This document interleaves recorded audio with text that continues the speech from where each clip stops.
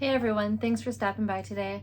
I wanted to talk to you today about Cricut mats and off-brand mats for your Cricut machine. If you have been using Cricut for a while, and I'm sorry, these mats are pretty dirty, this is what your standard Cricut mat looks like. It says Cricut on top, standard grip. The green ones are always a standard grip.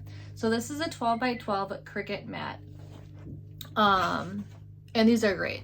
These work wonderful. I've never had issues with it, or anything like that. However, I know these can get expensive. I can't remember how much they are off the top of my head.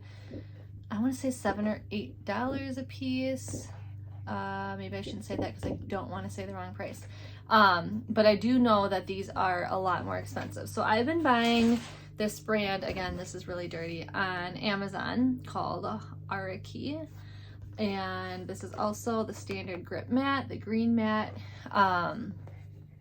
These are also 12 by 12.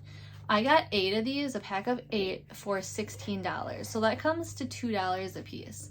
So these are by far much better value, and they work the same. I've used this mat. You can tell the stickiness has completely worn off now. It did go through and cut, let's see if it wants to focus on that. Did cut my mat right there. However, I do use more pressure for all of my cuts, and I probably cut at least 100 times on this mat. So I mean, the thickness is probably the same.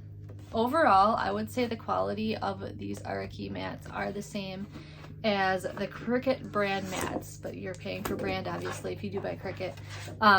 However, I would buy the Araki over and over again. You can get them on Amazon, like I said, $16 for 8 of them.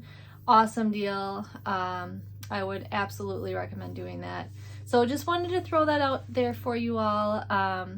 Let me know if you've tried any other brand, if there's any other things that you would suggest. I would love to hear your thoughts on all of that. Other than that, have a wonderful day. Thanks.